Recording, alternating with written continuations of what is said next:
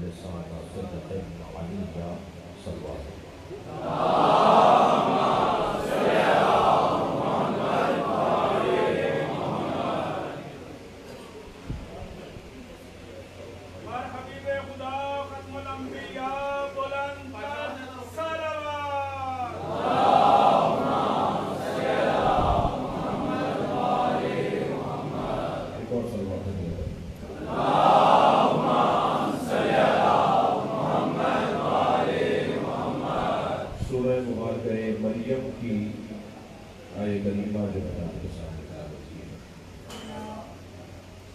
پروردگار عالم اپنے اس کلام میں عظمت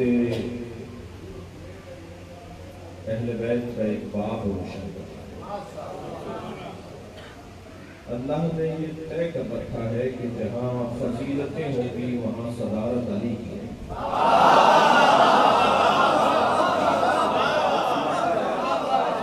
جہاں کمالات ہوں گے، جہاں رفعتیں ہوں گی، جہاں بلندیاں ہوں گی، وہاں صدارت مولا ہے۔ ارشاد حضرت حق ہے وَوَهَبْنَا لَهُ مِنْ رَحْمَتِنَا، ہم نے اپنی رحمت سے انہیں عطا کرتا ہے۔ وَجَعَلْنَا لَهُمْ لِسَانَ صِدْقٍ عَلِيًّا، اور ہم نے انہیں سچی علی زبان عطا کرتا ہے۔ قرآن مجید میں کون کہتا ہے مولا علی کا نام نہیں؟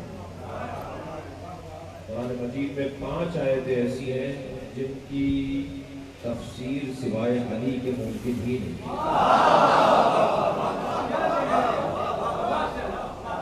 5 آیتیں ایسی ہیں۔ میں سوچا میں نے کچھ اور ہے، مجھے کیونکہ اس گھرانے کے بولنے پر بولنا ہے۔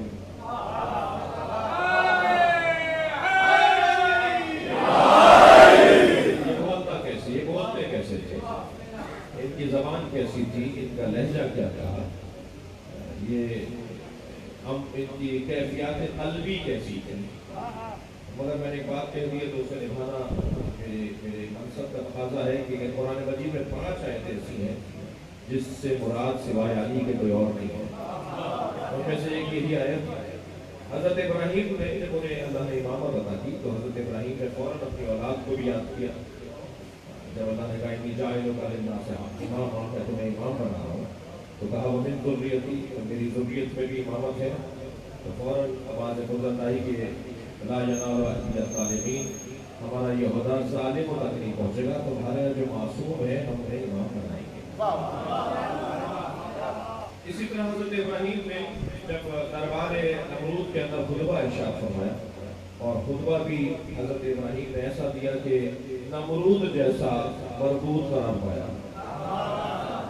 تو حضرت ابراہیم نے اپنی کامیاب خطابت پر اللہ سے دعا مانگی کہ یا اللہ وجعلنا لسان صدق فی الآخرین، مجھے آخری زمانے میں ایک سچی زبان عطا فرما۔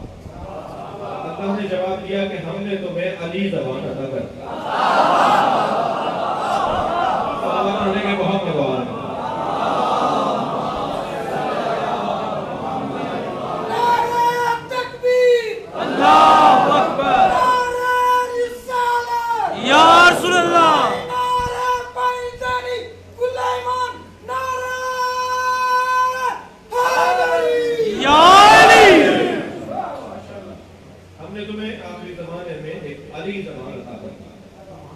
ایک اور آیت سن لیجئے تاکہ میرا پیر دکھانے والوں میں سے شمار کیا نا۔ جب اللہ نے ابلیس سے پوچھا یا ابلیس ما منعک ان تسجد لما خلقت بیدی، تجھے اسے سجدہ کرنے سے کس نے روکا تھا جسے میں نے اپنے دونوں ہاتھوں سے بنایا؟ استکبرت ام کنت من العالین، تو متکبر ہو گیا تھا یا عالین میں سے ہو گیا تھا؟ علامہ نقل صاحب کی روح کو اللہ شاد کرے، نقل صاحب فرماتے ہیں عالین علی کی جمع ہے۔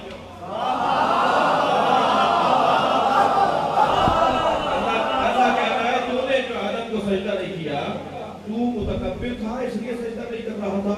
اچھا یہ بھی طے ہو گیا کہ جو اللہ کا سجدہ نہیں کرتا وہ متکبر ہوتا ہے۔ وہ متکبر ہو گیا تھا یا عالین میں سے ہو گیا تھا؟ نقل صاحب فرماتے ہیں عالین علی کی جمع ہے، عالین جمع ہے علی کی. فرماتے ہیں جب یہ سب وہاں ہوتے ہیں تو سب علی ہوتے ہیں، جب یہاں آتے ہیں تو سب محمد ہوتے ہیں. تو یہ طے ہے، پروردگار عالم نے طے کر رکھا ہے کہ جہاں عظمتیں ہوں گی، جہاں سرفرازیاں ہوں گی، وہاں صدارت مولا علی. اور ویسے بھی عزیزان اکرامی، اللہ نے ہمیں فطری طور پر کمال طلب خلق کیا ہے. ہم فطری طور پر کمال جو ہیں.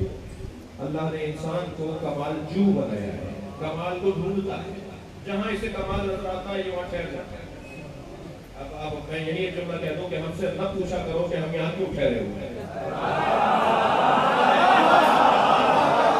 انسان کی فطرت کا حصہ ہے کہ جہاں اسے کمال نظر آتا ہے وہ وہاں ٹھہر جاتا ہے. اب کسی کے نزدیک کمال علم ہے تو وہ اہل علم سے دوستی کرتا ہے، اور کسی کے نزدیک کمال جو ہے وہ شجاعت ہے تو وہ صاحبان بازو اور صاحبان قدرت سے دوستی کرتا ہے. کسی کے نزدیک کمال شہرت ہے تو وہ مشاہیر سے دوستی کرتا ہے. کسی کے نزدیک کمال کرسی ہے تو وہ صاحبان منصب سے دوستی کرتا ہے. کسی کے نزدیک کمال سخاوت ہے تو وہ اہل دل سے دوستی کرتا ہے. بھائی اللہ نہیں چاہتا تھا کہ لوگ در در کی ٹھوکریں کھائیں، اس نے سارے کمالات کو ایک ہی گھر میں رکھا.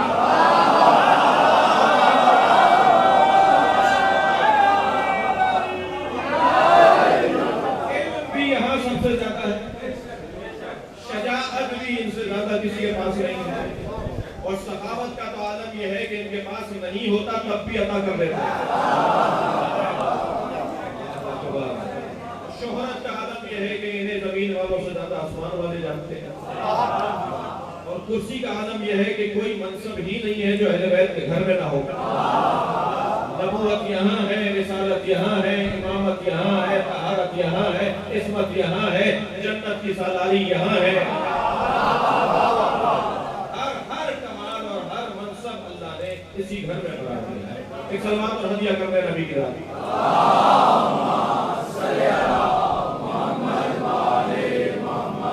ایک اور بہتر سلوات نبی.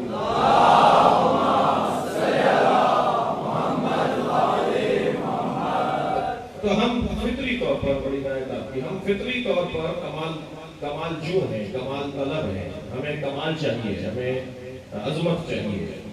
یہ جو چھوٹا سا بچہ ہے یہ آئیڈیل کو ڈھونڈ رہا ہوتا ہے، فطری طور پر یہ اسوئیت کو تلاش کر رہا ہوتا ہے. اسے کوئی اپنا بڑا چاہیے، اسے کوئی اپنا رہنما چاہیے. یہ انہی جوتیوں میں یہ پہلے سے تھا جو آپ نے شروع کیا.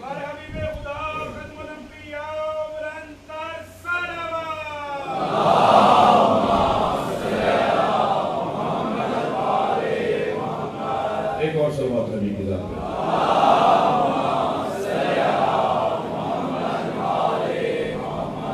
انسان فطرتاً کمال طلب ہے، کمال جو ہے، اسے کمالات چاہیے. اور یہ اللہ کا ہم پر کرم ہے کہ ہمیں ایسے گھر سے جڑا ہے جہاں سارے کمالات ایک جگہ پر ہیں. اور ہم جس جگہ پر بیٹھے نا اس سے اچھی جگہ نہیں ہے. دنیا کہاں بیٹھی ہے مجھے اس سے غرض نہیں ہے، مگر ہم جہاں بیٹھے ہیں وہاں سے جنت کا رستہ بنتا ہے.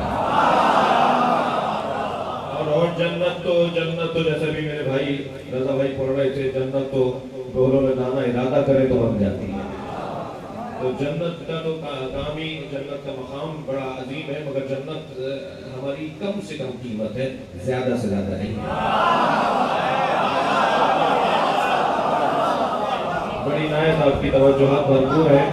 اتفاق ہے کہ لاہور تو مجھے آتے ہوئے 15-18 سال ہو گئے، مگر اس آبادی میں میرا شرف پہلی دفعہ ہے کہ میں حاضر ہوا ہوں. میں نے جملہ کہا جنت ہماری کم سے کم قیمت ہے. اچھا، قیمت کی بات آئی ہے تو قیمت کا لفظ استعمال ہی وہاں ہوتا ہے کہ جہاں خرید و فروخت ہو. آج قیمت کا کیا مطلب ہے؟ بھائی میں بھی مجلس پڑھ کے جاؤں گا تو میرے بانی ممکن ہے کہ مجھے کوئی ہدیہ دیں، ٹھیک ہے، تو ہدیہ ہوگی، میری مجلس سے قیمت نہیں ہے. وہ بھی اگر دیں گے تو میں نہیں دیں گے تو نہیں دی. اس لیے کہ مجھے تو جن سے چاہیے وہ دینے کو تیار ہے. یہ میں کم سے اگر میں اسے قیمت بنا دوں جو یہ مجھے نذرانہ دیں گے تو میں نے اپنی قیمت گرا دی. اگر میں اسے قیمت بنا دوں تو میں نے اپنی قیمت گرا دی۔ تو یہ قرآن کہہ رہا ہے کہ کتنے خسارے میں ہیں وہ لوگ جو اللہ کی آیات کو بیچتے ہیں ثمن قلیل کے عوض۔ بھائی قرآن کی ایک آیت آپ 2 کروڑ روپے کی دے دیں گے تو قرآن کی ایک آیت کی قیمت نہیں ہے۔ اور میں یہاں ہو سکتا ہے ابھی 3-4 آیتوں کی تو تفسیر ہو گئی ہے، ابھی جلدی میں 3-4 آیتوں کی تو تفسیر ہو گئی نا، تو ممکن ہے کہ اختتام کا کوئی 15 آیتوں کی تفسیر بیان کر جائے، تو قیمت نہیں ہے وہ ہماری۔ اور جب لفظ قیمت آتا ہے نا، لفظ جب قیمت کا ہم استعمال کرتے ہیں تو قیمت وہاں استعمال ہوتا ہے جہاں خرید و فروخت۔ تو ہماری قیمت کیا ہے؟ اور پھر قیمت کم سے کم بھی ہوتی ہے، زیادہ سے زیادہ ہوتی ہے۔ ابھی آپ نے جانور خریدے، بیچنے والے بیچ رہے تھے، تو اس نے کہا جی اس سے کم میں نہیں بیچوں گا، یہ میری قیمت خرید ہے، اگر اس سے کم بیچوں گا تو میں خسارہ اٹھانے والوں میں سے ہو جاؤں گا۔ آپ کو لینا ہے تو جانور لے لیجیے، ورنہ میں اس سے کم نہیں ہوگا، ایسا ہی ہے۔ اور زیادہ سے زیادہ معلوم ہوا کہ وہ انہوں نے خریدا تھا 20,000 روپے کا، بیچ دیا ہے اور 1 لاکھ کا، بھائی زیادہ سے زیادہ قیمت والی ہم نے۔ تو زیادہ سے زیادہ بھی ہر شے کی قیمت ہے، کم سے کم کی بھی قیمت ہے۔ اب یہ قیمت ہماری، یہ تو جانوروں کی میں نے اشارہ دیا نا، میری اور آپ کی کم سے کم قیمت کیا ہے اور کون بتائے گا کہ کیا ہے؟ میری زیادہ سے زیادہ قیمت کیا ہے اور یہ کون بتائے گا کہ کیا ہے؟ یہ وہی بتائے گا جس نے سو کر اپنی قیمت لگائی ہے۔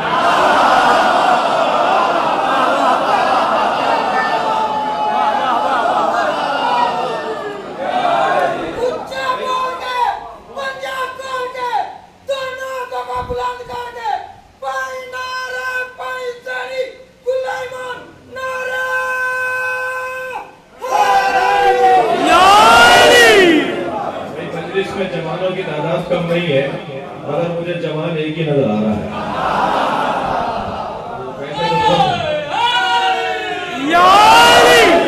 کم سے کم قیمت بھی علی بتائیں گے اور زیادہ سے زیادہ قیمت بھی مولا علی بتائیں گے۔ میرے مولا نہج البلاغہ کے کلمات اختصار میں ارشاد فرماتے ہیں، میں اپنے بچوں اور جوانوں سے یہ التجا کروں گا، التماس کروں گا کہ نہج البلاغہ کو پڑھنا شروع کروں۔ آج سب سے زیادہ عیسائی سے پڑھ رہے ہیں۔ میں آکسفورڈ یونیورسٹی گیا، میرا شوق تھا ان یونیورسٹیوں کو دیکھنے کا، جب لندن گیا تو کیمبرج یونیورسٹی کے اندر 50 سے زیادہ پی ایچ ڈی کرنے والے طالب علموں کی لسٹ تھی کہ جن میں 20 سے زیادہ نہج البلاغہ پر پی ایچ ڈی کر رہے تھے۔ اب آپ کو سن کے یا افسوس ہونا چاہیے یا خوشی ہونی چاہیے کہ وہ 20 کے 20 مسلمان نہیں تھے جو نہج البلاغہ پر پی ایچ ڈی کر رہے تھے، مولا ہی نہیں پڑھا۔ ہمارے گھر میں مقدس کتاب تو بنائی رکھی ہے وہ، لیکن کھولنے کی توفیق کتنی ہے کہ ہر شخص اپنا احتساب خود کرے۔ تو میں اپنے بچوں سے کہہ رہا ہوں، جو مجھ سے ناراض نہیں ہوں گے، بزرگ تو خفا ہو سکتے ہیں، کہ ہمیں نہج البلاغہ کھولنا پڑے گی، اسے دیکھنا ہوگا کہ اس میں مولانا نے کہا کیا ہے۔ عزیزان گرامی، آج جو ہلکی پھلکی آپ کو پاکستان میں تبدیلی کی جھلک نظر آ رہی ہے، وہ علی کے کلام کا ہی اثر ہے۔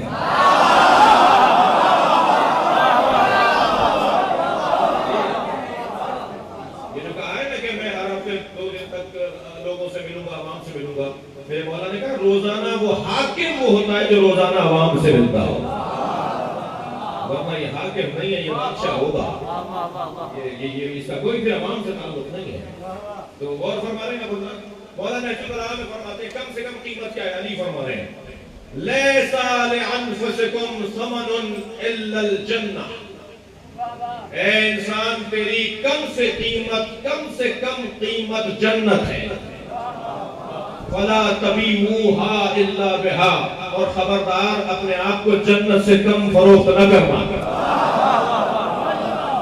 پلاٹ تیری قیمت نہیں ہے، فلیٹ تیری قیمت نہیں ہے، زمین کا ٹکڑا تیری قیمت نہیں ہے، مکان کا کوئی کمرہ تیری قیمت نہیں ہے، یہ زیورات، یہ سونا، یہ چاندی تیری قیمت نہیں ہے جو بھائی بھائی پہ مقدمہ کر رہا ہے۔ تیری قیمت جنت سے کم ہے ہی نہیں۔ اگر جنت سے کم تو نے اپنی کوئی قیمت لگائی ہے تو تمہیں خسارہ کیا ہے۔ مگر علی بتا رہے ہیں یہ کم سے کم قیمت ہے، زیادہ سے زیادہ یہ نہیں ہے۔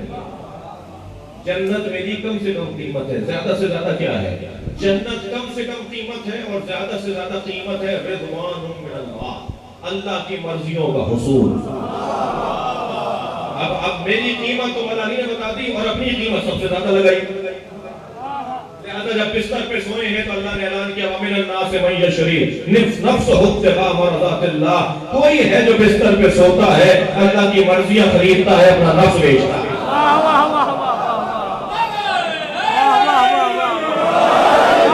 زیادہ سے زیادہ قیمت اللہ کی مرضیوں کا حصول، کم سے کم قیمت جنت۔ اب ایک آیت سن لیجئے اور اس کی تفسیر سن لیجئے۔ سورہ مبارکہ زمر کے اندر ایک عجیب آیت ہے، ارشاد حضرت حق ہو رہا ہے وَسِيقَ الَّذِينَ اتَّقَوْا رَبَّهُمْ إِلَى الْجَنَّةِ زُمَرًا، کچھ لوگوں کو جنت میں دھکا دے دے کر لے جایا جا رہا ہوگا جنہوں نے دنیا میں اپنے رب کی بندگی کی ہوگی اور جنتی ہوں گے، انہیں دھکا دے کے جنت میں لے جایا جا رہا ہوگا۔ بھائی دوزخ میں دھکا دے کر لے جایا جا رہا ہوگا تو سمجھ میں آتا ہے۔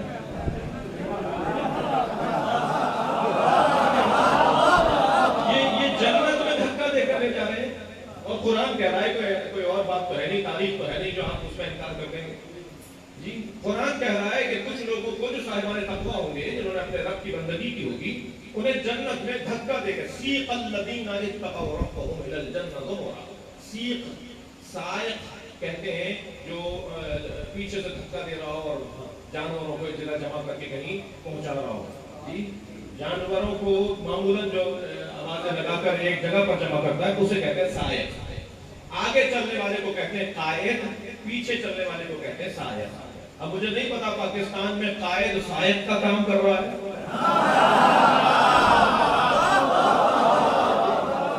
اب آپ دیکھیے کہ سائق کہتے ہیں جو پیچھے سے دھکا دے دے کے کہیں تک لے جائے۔ اسی خاندان جو رہتے سیقا وَسِيقَ الَّذِينَ اتَّقَوْا رَبَّهُمْ إِلَى الْجَنَّةِ زُمَرًا، ان لوگوں کو جو اہل جنت ہوں گے، صاحبان تقویٰ ہوں گے، انہیں جنت میں دھکا دے کر لے جایا جا رہا ہوگا اور وہ جنت میں جانے کو تیار نہیں ہوں گے۔ تو بات تو روشن کر دی نا میں نے پہلے ہی، لگتا یہ ہے کہ یہ قیمت ان کی کم لگی ہے۔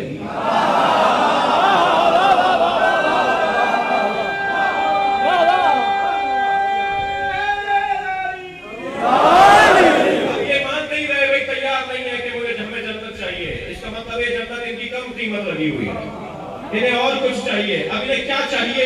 حدیث کہتی ہے کہ جب جنت میں جنتیوں کو لے جایا جا رہا ہوگا، اسی اسروں میں آواز آئے گی کہ حسین آ رہے ہیں، وہ جنت جاتے ہوئے لوٹ آئیں گے، فرشتے انہیں دھکا دے رہے ہوں گے، وہ کہیں گے ہماری قیمت تو حسین ہے۔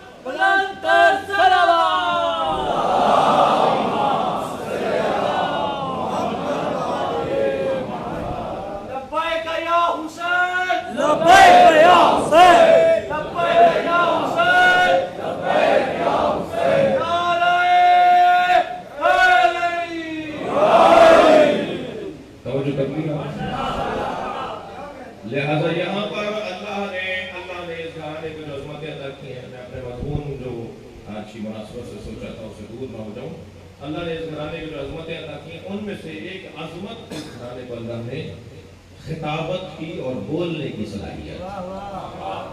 اچھا جب میں کہتا ہوں خطابت کی صلاحیت اور بولنے کی صلاحیت، تو آپ یقین جانیے کہ بولا دو طرح سے جاتا ہے، ایک زبان سے اور ایک دل سے۔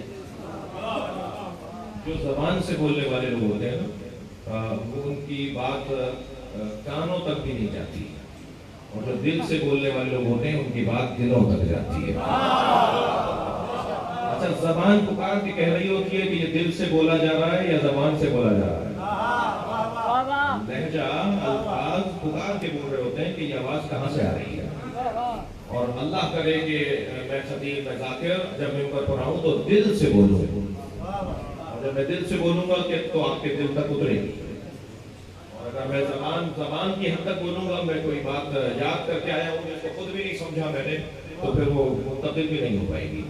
تو الحمدللہ پہلے سے معیار ہمارا بہت بہتری کی طرف ہے، یعنی مجموعی معیار ہماری ممبر کا، ہماری خطابت کا، ہمارے ذاکری کا معیار پہلے سے بہت معیاری ہوتا جا رہا ہے۔ ماضی سے ہم نے بہت کچھ سیکھ لیا ہے۔ سوشل میڈیا ہمیں نہیں جینے دے گا اگر ہم نے نے معقول باتیں نہ کی، اگر ہم نے مدلل گفتگو نہ کی، اگر ہم نے جو ہے وہ مناسب اور معتدل گفتگو نہ کی، اگر ہم نے معقول باتیں نہیں کی تو ہمیں آج کی دنیا نہیں جینے دے گی۔ اور ویسے بھی یہ ممبر علم کا ممبر ہے، علم سے دوری کا ممبر نہیں ہے۔ یہ فرش عطا حسین سے جڑا ہوا عنوان رکھتا ہے، یہ ممبر سنونی کی شبیہ ہے۔ یہاں سے بات معتبر ہونی چاہیے، بات مضبوط ہونی چاہیے۔ اگر کوئی غیر مسلم بھی آ کر بیٹھے تو کہ بھائی وہاں جا کے مجلس سنا کرو، وہ شیعوں کے یہاں کیسے بیان ہوتا ہے۔ سنی آ جائے تو وہ پھر سنی رہنے نہ پائے، اس کو ایک مرتبہ خیال آئے کہ میں اہل بیت کا نام تو لیتا ہوں مگر اہل بیت کے کام کو بھی تو مجھے کرنا ہے۔ تو عزیزان اکرامی، بحث یہ ہے کہ اللہ نے اس گھرانے کو بولنے کی صلاحیت دی ہے۔ وہ بولتے ہیں۔ مولا علی فرمانے انا اخطب الخطباء، میں خطیبوں میں سب سے بڑا خطیب ہوں، مجھ سے زیادہ کسی اور کو اچھا بولنا نہیں آتا۔ یہ نہج البلاغہ علی کے بولنے کی ایک جھلک ہے۔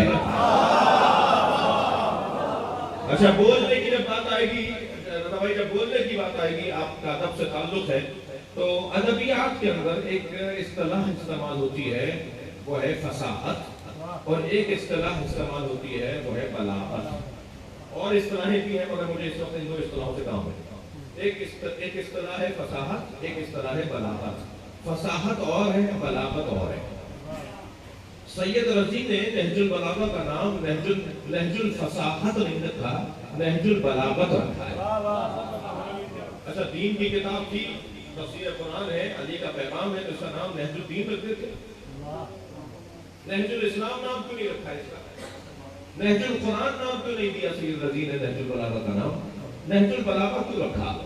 سید رضی نے اس کا نام نہج البلاغہ رکھا ہی اس لیے ہے کہ یہ آرٹ ہے، فن ہے، اور فن سنی شیعہ نہیں ہوتا، فن ہندو مسلم نہیں ہوتا، فن ہوتا ہے جو فن کا پرستار ہوگا وہ علی کے دروازے پر آئے گا، اور جو فن کو چاہتا ہوگا، فن ہے، یہ آرٹ کا مسئلہ ہے، آرٹ یہ فن ہے۔ فصاحت اور بلاغت ایک فن کا نام ہے۔ تو سید رضی نے نہج الدین نام نہیں دیا، کیوں؟ اس لیے کہ اگر دین کا نام دیتے تو دینداری پڑھتے تھے، عیسائی نہ پڑھتے، ہندو نہ پڑھتے، دین مخالف نہ پڑھتے۔ سید رضی نے اسے اتنا وسیع کر دیا کہ جو بھی اسے پڑھے گا پھر اللہ کو مانے بغیر آگے بڑھے گا نہیں۔ اچھا، اس کی سند کو بھی نہیں لکھا سید رضی نے، ورنہ حدیثوں کی تو سندیں ہوتی ہیں، ان فلان ان فلان ان فلان، نابیوں کے نام ہوتے ہیں اور پھر کہا جاتا ہے ان امیر المومنین۔ لیکن سید رضی نے جتنے خطبے اور خطوط مولا علی کے لکھے ہیں ان کی سند کو حذف کر دیا ہے، سند اس کی ہے مگر لکھا نہیں، اور اس لیے نہیں لکھا کہ کلام پکار کے بتائے گا کہ علی کا ہے، علی کے کلام کو کسی کی سند کی ضرورت نہیں ہے۔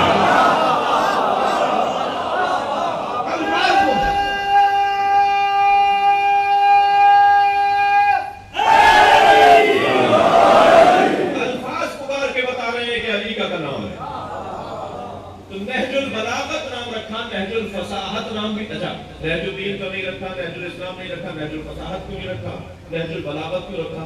فصاحت اور بلاغت میں ایک باریک سا فرق ہے، اور وہ یہ فرق ہے کہ فصاحت عمدہ سجے ہوئے میٹھے اچھے الفاظ کے استعمال کو کہا جاتا ہے، اور بلاغت ان الفاظ کے صحیح استعمال کو کہا جاتا ہے۔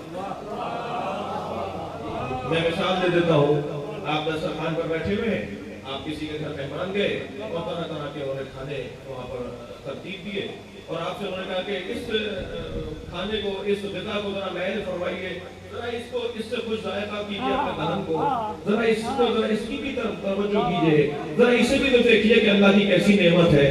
بڑے اچھے الفاظ ہیں کھانوں کے بارے میں، لیکن یہی الفاظ کے اس سے کچھ ذائقہ کیجیے اپنے دہن کو، اور اس کی طرف بھی توجہ کیجیے، اور یہ جو ہے وہ فلاں قبیلے کی بڑی مشہور ڈش ہے، اس کو بھی ذرا دیکھیے۔ الفاظ بہت اچھے ہیں مگر یہی الفاظ ماہ مبارک رمضان میں دوپہر 2 بجے دسترخوان بچھا کر ادا کیے جائیں تو فصاحت تو ہے، بلاغت نہیں ہے۔ بھئی الفاظ بہت اچھے ہیں مگر یہ ماہ رمضان میں بولنے سے الفاظ کی حیثیت ہی گر گئی ہے۔ اب علی بتائیں گے کہ کہاں کیسے بولا جاتا کہاں استعمال کرنا صحیح ہے، اس لیے نہج البلاغت اس کا نام رکھا ہے۔ اس گھرانے کا ہر شخص جو ہے وہ عظمت کے ساتھ سر چڑھ کر بولتا ہے۔ اچھا پھر جیسے ہر خطیب کا قبضے کا مضمون ہوتا ہے نا، ممکن ہے مولانا اظہر حسن زیدی صاحب مباہلہ بڑا اچھا پڑھتے تھے، حافظ کفایت صاحب معراج بہت اچھی پڑھتے تھے، یہ ذوالفقار صاحب جو ہے، حافظ ذوالفقار صاحب وہ مثلا جو ہے وہ غدیر بہت اچھی پڑھتے تھے۔ تو یہ ان بزرگوں کا، علامہ رشید ترابی صاحب جو ہے وہ سجدہ، یقین، ان موضوعات پہ بہت اچھا بولتے تھے۔ نصیر اشتہانی صاحب سیرت مصطفیٰ پہ بہت اچھا بولتے تھے۔ تو یہ تمام خطبہ کے کہیں نہ کہیں ہر ایک کا ایک قبضے کا مضمون ہوتا ہے، پسندیدہ مضمون ہوتا ہے، پسندیدہ اور بہت اچھا بولتا ہے اس کے بعد۔ تو مولانا کائنات سے پوچھا جائے کہ مولا آپ کے قبضے کا مضمون کیا ہے، آپ کون سے مضمون کو بڑے دل سے بولتے ہیں؟ تو آواز آئے گی عقیدہ توحید۔ اللہ اکبر، تھکے میں تو نہیں نہ ہو رہا؟ اللہ اکبر، یا رسول اللہ،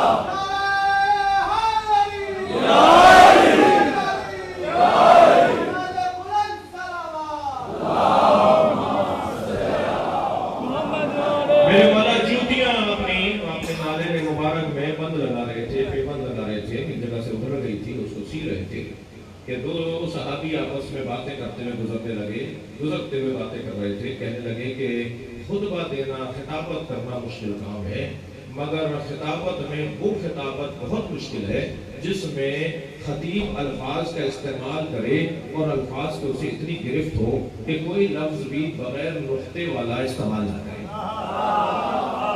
نقطے والا استعمال ہی نہ کرے، یعنی ایسے الفاظ بولے کہ کوئی لفظ بھی اس کی خطابت میں ایسا نہ آئے جس میں نقطہ۔ میرے مولا نے جوتیاں بناتے بناتے انہیں دیکھا اور فرمایا علی کے لیے بہت آسان ہے۔ میرے مولا نے خطبہ ارشاد فرمایا، جوتیاں چھوڑ کے کھڑے ہوئے، میرے مولا نے خطبہ ارشاد فرمایا 900 سے زیادہ الفاظ ہیں علی کے اس خطبے میں جس میں نقطہ استعمال نہیں ہوا۔ کتنی گرفت ہے الفاظ کے اوپر، کتنی گرفت ہے الفاظ کے اوپر، کوئی ایسا لفظ نہیں ہے جس میں نقطہ آیا، 900 کچھ الفاظ ہیں، اور اس خطبے کا مضمون ہے عقیدہ توحید، یعنی موضوع بھی مشکل اور خطابت بھی مشکل۔ ایسے ہی انہی دوستوں نے طے کیا کہ کسی دن علی کے سامنے ایک اور بات کریں گے، مولا مصروف کار تھے کہ گزرتے ہوئے کہنے لگے کہ خطابت بہت مشکل ہے اور پھر الفاظ کا چناؤ بہت مشکل ہے، مگر یہ کتنا مشکل ہوگا کہ کوئی خطاب کرے اور اس پورے خطاب میں کوئی لفظ بھی ایسا نہ آئے جس میں الف کا استعمال ہو، بغیر الف کے الفاظ۔ میرے مولا نے مسکرا کے فرمایا علی کے لیے بہت آسان ہے۔ 1000 سے زیادہ الفاظ مولا کے خطبے میں ہیں جو علی نے اپنے خطبے فلبدی بولنا شروع ہو گئے، اور 1000 سے زیادہ الفاظ بغیر الف کا خطبہ، جسے علامہ مجلسی نے بھی لکھا ہے، شیخ عباس قومی نے بھی لکھا ہے، بغیر نقطے والا شیخ عباس نے لکھا ہے، بغیر الف والا علامہ مجلسی نے لکھا ہے، غیر نقط، خطبہ غیر نقط، یعنی ایسا خطبہ جس میں نقطہ ہی نہیں ہے۔ یہ بولتے ہیں تو پھر ایسا بولتے ہیں۔ اب میں نے مضمون تو پورے عشرے کا چھیڑ ڈالا، لیکن میں اپنے بات سے گریز کر رہا ہوں۔ جب زید شہید علیہ السلام کو حجاج ابن یوسف نے گرفتار کروایا تو آپ کا ہونٹ کر چکا تھا، خون بہہ رہا تھا، ہاتھ بندھے ہوئے تھے، مگر دربار میں سینہ چوڑا کر کے کھڑے تھے، اور اس نے کہا کہ کچھ کہنا ہے تمہیں، کوئی وصیت ہے؟ اچھا وہ وصیت پوچھنا تھا کہ اب یہ کہیں گے کہ میری اتنی جائیداد ہے، میرا اتنا پیسہ ہے، فلاں کو ملے، فلاں کو دے دیا جائے، میری وصیت کا کوئی وصیت ہے؟ تو حضرت نے وصیت کے مطالبے پر علی کی عظمت کا خطبہ ارشاد فرمایا۔ جناب زید شہید نے مولا کائنات کی عظمت پر خطبہ ارشاد فرما دیا، اور پھر جب اس نے باتیں کاٹنا شروع کی کہ کوئی اور بات کرو، تو پھر بات حضرت امیر المومنین کی عظمت کی، اور یہاں تک کہ ان کے الفاظ کے آگے جب یہ رک نہیں پا رہا تھا تو جھنجھلا کے کہنے لگا تم بنی ہاشم اتنے فصیح و بلیغ کیسے ہوتے ہو؟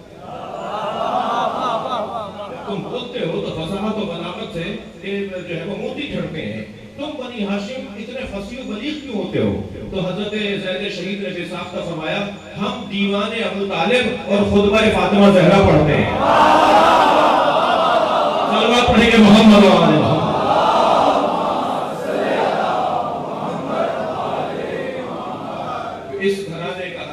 جب بولتا ہے تو عزیزان گرامی عجیب جرأت کے ساتھ بات کرتا ہے. اچھا بولنے میں ایک تو بولنا ہے اور ایک مرتبہ کیفیات قلبی کا اظہار ہے. جی بڑے بڑے لوگوں کو ہم نے دیکھا ہے، بڑے پیسے والے لوگ اور صاحبان منصب لوگوں کے آگے ان کی چائے کی پیالی کانپ رہی تھی، ان کے ہاتھ میں راشا آ جاتا ہے، ان کی زبان جو لغت آ جاتی ہے، ان کے منہ سے جھاگ نکل رہا ہوتے ہیں، بہت سارے لوگوں سے بولا نہیں جا رہا ہوتا بڑے آدمیوں کے سامنے. تو یہ شخص جو ہے اس کا مطلب یہ ہے کہ اس کی کیفیت قلبی جو ہے وہ کمزور ہے. جس کے ہاں کردار کی مضبوطی ہوتی ہے اس کے ہاں الفاظ کی بھی مضبوطی ہوتی ہے. بہت بڑے بڑے لوگ ہیں کہ جو کردار کی کمزوری کی وجہ سے کچھ نہیں کر پاتے. لہذا افضل جہاد کلمۃ حق عند سلطان جائر. معصوم فرماتے ہیں سب سے بڑا جہاد یہ ہے کہ کسی ظالم کے سامنے حق بات کی جائے. حق بات بولنے والا یہ سب سے بڑا مجاہد ہے، کسی ظالم کے سامنے حق بات بولنے والا. اور یہ کیسے ایجاد ہوگا؟ بھائی کیا کریں کہ حق بات بولنے کی ضرورت ایجاد ہو جائے؟ اس کا بہترین نسخہ یہ ہے کہ حق بولنے والوں کا ذکر زیادہ سے زیادہ کیا جائے. اب مجھ سے نہ کہا جائے کہ ہر بات میں علی کی بات کیوں کرتے ہو، ہر بات میں مولا علی کے فضائل کیوں پڑھتے ہو. ہم اہل بیت کے فضائل پڑھتے ہی اس لیے ہے کہ جرأت اظہار آ جائے، قوت بیان آ جائے. صلوات پڑھیں محمد و آل محمد.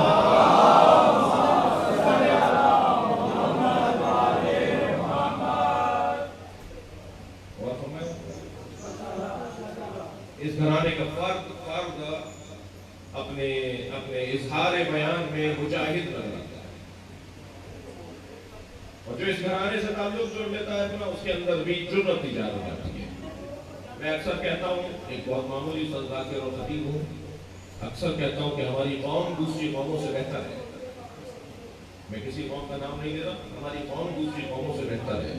ہمارے چہروں پر اطمینان دوسروں سے بہتر ہے، ہمارا کردار دوسروں سے بہتر ہے، ہماری تصویر دوسروں سے اچھی ہے، ہمارا چہرہ دوسروں سے اچھا ہے.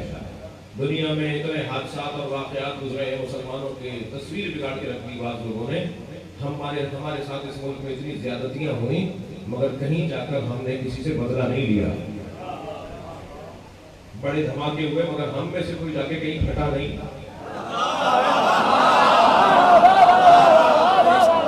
ہم نے کسی کو تکلیف نہیں پہنچائی. اگر ہمارے ماتم سے، ہماری مجلس سے، ہمارے نوحے سے، ہمارے مرثیے سے کسی کو تکلیف ہوتی ہے تو وہ بھی سنتا جائے گا، وہ بھی سنتا جائے گا. ہمیں اللہ نے کہا ہے کہ حق بولو چاہے کسی کو تکلیف ہوتی ہو. سورہ مبارکہ رات میرے بچے نوٹ بھی کر رہے ہیں، ویڈیو بھی بنا رہے ہیں. سورہ مبارکہ معاف کیجیے گا، سورہ مبارکہ نساء کی 24ویں آیت. پروردگار عالم ارشاد فرما رہا ہے لا یحب اللہ الجہر بالسوء من القول الا من ظلم. اللہ کو اونچی آواز میں کوئی ایسی بات کرنا جو کسی کو ناگوار گزرے پسند نہیں ہے. الا من ظلم، مگر جس پہ ظلم ہوا ہے وہ اونچی آواز میں بات کرے چاہے کسی کو ناگوار گزرے، اللہ کو اچھا لگتا ہے.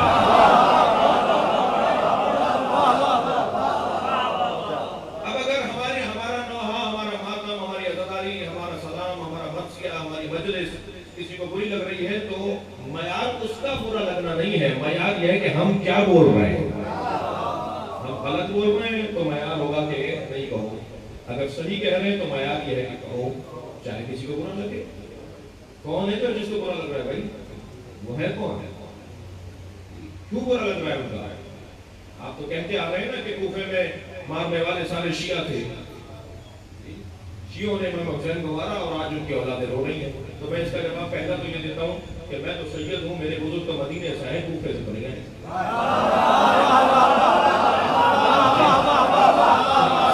سارے شیعوں کا تعلق تو کوفے سے نہیں ہے. اور یہ جو افریقہ میں کالے ماتم کر رہے ہیں اور یہ جو سمندر پار جو ہے وہ گورے ماتم کر رہے ہیں، گورے امام حسین کا ذکر کر رہے ہیں، یہ سب کوفے سے آئے. بھئی یہ جو مختلف قومیں ہیں، یہ ہندو جو شیعہ ہو رہے ہیں اور امام کی عزاداری کر رہے ہیں، کیا یہ کوفے سے آئے؟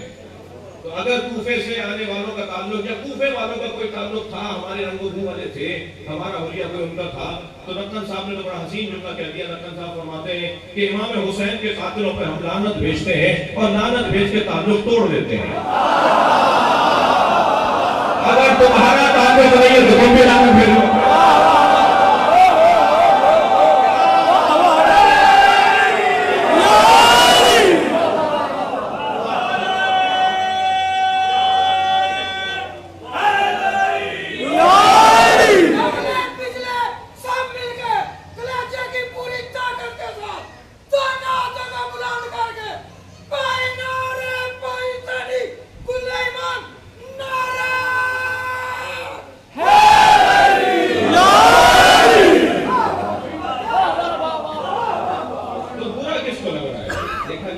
کسے برا لگ رہا ہے، کیا برا لگ رہا ہے؟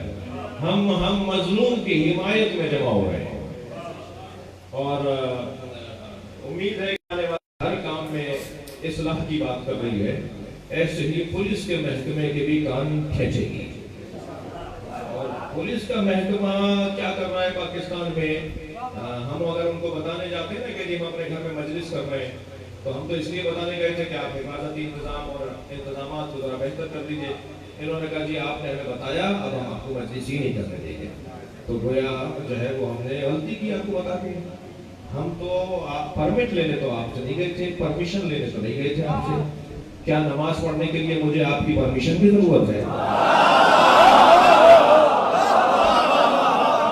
کیا مجھے عبادت الہی کرنے کے لیے کسی کی پرمیشن کی ضرورت ہے؟ اہل سنت کے ہاں شرعی مسئلہ یہ ہے کہ اگر کوئی عورت حج پہ جانا چاہتی ہے، اس کا محرم ساتھ نہیں ہے، تو وہ نہیں جا سکتی. ہمارے ہاں فقہی مسئلہ یہ ہے کہ اللہ کی عبادت ہے، وہ کسی کی محتاج نہیں ہے. اللہ کی عبادت ہے، اگر اس پہ حج واجب ہو گیا تو شوہر کی اجازت اگر نہیں دے رہا تو واجب کام کرنا ہے اس کو. اللہ کی عبادت میں کوئی کسی کا محتاج نہیں ہے، اسے کرنا ہے. حتیٰ اگر میں شرعی مسئلہ بتا رہا ہوں، وضو کرتے ہوئے مجھے کوئی لوٹا پکڑ کے میری مدد کرے تو میرا وضو باطل ہے. میں ہینڈ پمپ سے اگر وضو کر رہا ہوں اور کوئی ہینڈ پمپ چلا رہا ہے اور میں وضو کر رہا ہوں، میرا وضو باطل ہے. مجھے لوٹا خود اٹھا کے خود وضو کرنا ہے. بھائی کوئی مدد نہیں کر سکتا اللہ کے کام میں.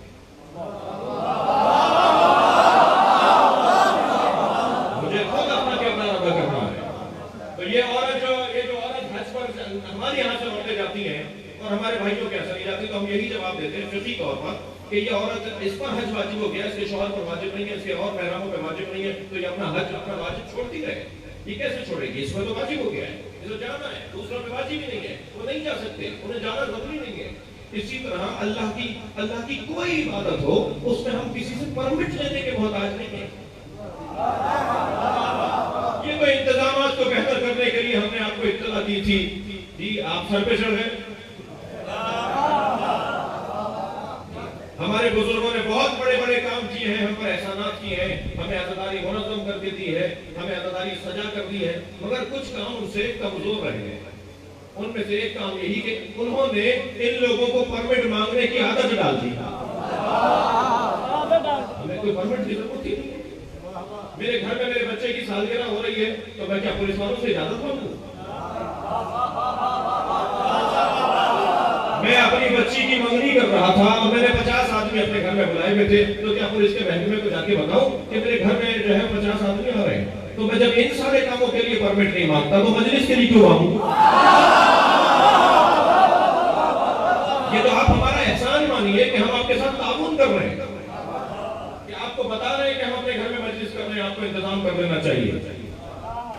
جی میں اگر اسلام آباد سے اور لاہور تک آ رہا ہوں اور میرے ساتھ جو ہے فرض کیجئے دوستوں کا قافلہ بنتا چلا گیا اور ہماری 15 گاڑیاں ہو گئی، جگہ جگہ ہم رک رہے ہیں اور ساتھ ساتھ ہم چل رہے ہیں اور ساتھ ساتھ رک رہے ہیں، تو اس جلوس کے لیے تو کسی پرمٹ کی ضرورت نہیں ہے.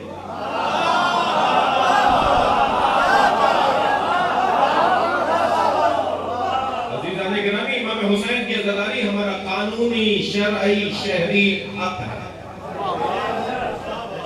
یہ ہمارا شہری حق ہے، یہ شہری آزادیوں کا مسئلہ ہے. اور الحمدللہ ہم نے پہنچایا ہے اعلیٰ سطح تک. ابھی ان کا کام شروع ہوا ہے. امید ہے کہ مسئلہ زیادہ پیچیدہ نہیں ہوگا اور اس دفعہ یہ جو ہے وہ مسائل کو بہتر رکھیں گے. اور معاملات کو بہتری کی طرف لے کے جائیں گے. چکوال میں ایک FIR کٹی جس پہ اتوار کو SHO معافی مانگنے آ رہا ہے, اور جو ہے وہ آپ کے علی پور چٹھا میں ایک FIR کٹی ہے, اسے بھی دیکھا جا رہا ہے. تو البتہ میں کسی حکومت کا نمائندہ نہیں ہوں, میں کسی حکومت کا نمائندہ نہیں ہوں. ہم فقیروں سے دوستی کر لوں, گل سکھا دیں گے بادشاہی.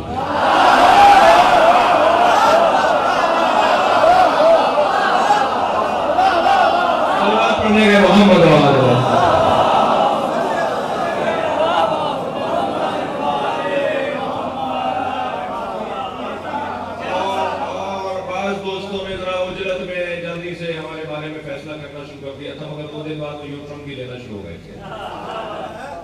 جی. تو میں ان کے لیے ایک جملہ, وضاحتی جملہ کہتا چلا جاؤں کہ یہ ذہن میں رہے کہ جو اس کرسی پر بیٹھ گیا ہو نا, اسے اس سے اونچی کرسی ہے ہی نہیں جس کی ضرورت ہے. میں امام حسین کے ممبر پہ بیٹھنے والا آدمی ہوں, تو 50 سینیٹر تو میں لات ماروں تو بن جائیں گے.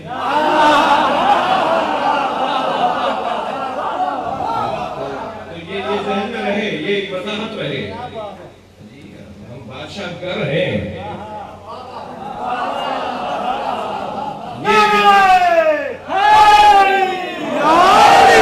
یہ بیکار رہا ہے تشیع کے علماء کا, یہ آبرو رہی ہے علماء تشیع کی, اور اسے اگر میں مینٹین رکھوں, اسے میں اگر بحال رکھوں, تو یہی میری نوکری ہے. ہمارے بزرگوں سے ہمارا معیار چلا رہا ہے, جلالت کا, ایک روح کا, ایک وقار کا جو ایک معیار چلا رہا ہے, اسے اگر میں محفوظ کر جاؤں تو یہ شاید میری نوکری ہے. یہی میرا کام ہے, یہی میری ذمہ داری ہے. اور پھر میں ایک جملہ اور عزاداری کے حوالے سے کہتا جاؤں کہ امام حسین کی عزاداری کسی کی پرمٹ کی پابند نہیں ہے. ہم آپ کو انتظامی امور کی خاطر اطلاع کر رہے ہوتے ہیں. آپ یہ پریکٹس نہ کریں, اس پریکٹس کو ختم کریں اور اس ذکر کی راہ میں رکاوٹ نہ ڈالیں. اور آپ کی تو کوئی حیثیت نہیں ہے, حجاج کی ہڈیوں کا پتہ نہیں.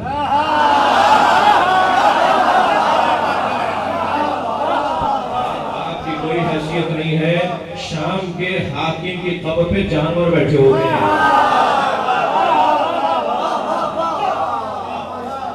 لہذا آپ یہ پریکٹس نہیں کریں, انجام آپ کا برا ہوگا.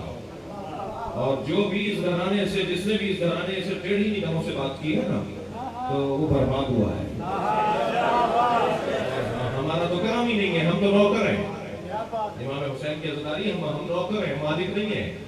میں اکثر کہتا ہوں اپنی مجلسوں میں کہ شیعہ امام حسین کی عزاداری کے مالک نہیں ہیں, نوکر ہیں. لہذا مجلس میں اگر کوئی سنی آ کر بیٹھا ہے, کوئی ہندو آ کر بیٹھا ہے, کوئی غیر مسلم آ کر بیٹھا ہے, اسے اتنا ہی دوست رکھیے جتنا کسی شیعہ کو رکھتے ہیں. اس کو نیاز کھلانے میں, تبرک کرنے میں دوسروں شیعوں پہ ترجیح دیجیے. یہ کون سا کارنامہ ہے کہ خود پکایا خود کھا لیا؟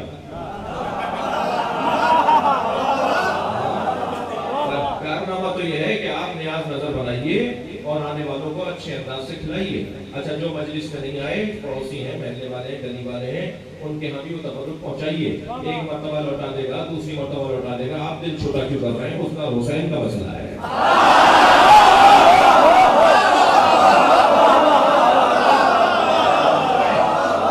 اور آپ یقین جانیے 2 مرتبہ 3 مرتبہ سے زیادہ نہیں ہوگا.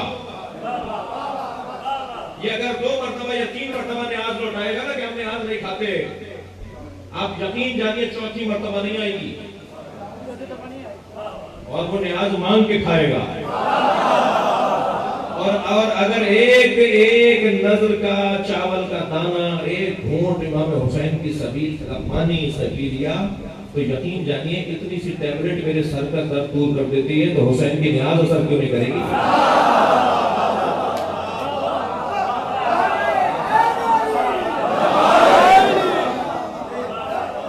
خود اثر ہوگا. خدا کے لیے اپنے رویوں کو, میں اپنے بچوں اور جوانوں سے کہہ رہا ہوں, اپنے رویوں کو بدلیے. آپ کے جلوس میں یا آپ کے مجلس کے قریب اگر کوئی بڑی داڑھی والا آ جائے, تو آپ نے یہ کیوں سوچ لیا جس کی داڑھی بڑی ہے وہی دہشت گرد ہے؟ ایسے لوگوں کو اور درجہ لگائیے اور پیار دیجیے. اگر کوئی بلیا آپ سے ہٹ کر ہے کسی کا تو سمجھیے کہ اللہ نے ہمیں ایک نعمت دی ہے. اس کا آنا اس کا کام تھا, بھیجنا بھی تو آپ کا کام ہے.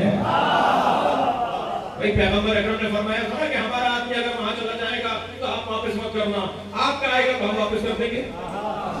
تو بعض صحابیوں نے کہا تو یہ تو کیا ہوا, اپنے آدمی کو آپ واپس نہیں دیں گے, ان کا دے دیں گے, ان کا بھی ہم ماریں گے, اگر ہمارا وہ نہیں دیں گے تو. حضرت نے فرمایا نہیں, ہمارا چلا جائے گا تو واپس نہ کریں, ماریں کچھ بھی کریں, ان کا آئے گا تو ہم واپس کریں گے. ارے بھائی غور کرو, ہمیں جو چھوڑ کر چلا گیا اس قابل کہاں ہے جسے واپس مانگا جائے.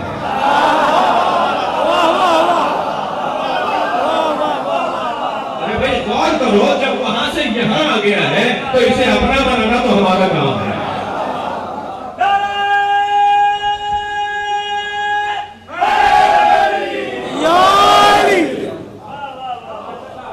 تو شیعہ امام حسین کی عزاداری کے مالک نہیں ہیں, نوکر ہیں. تھکے تو نہیں ہیں. شیعہ امام حسین کی عزاداری کے نوکر ہیں, اور نوکروں کو اپنی اوقات میں رہنا چاہیے, کے مہمانوں کا خیال کرنا چاہیے. اور یہ کس نے کہہ دیا کہ ہماری ہے کربلا؟ عباس علی صاحب کے دو مشرے سنو, یہ کس نے کہہ دیا کہ ہماری ہے کربلا؟ حق بات تم کہو تو تمہاری ہے.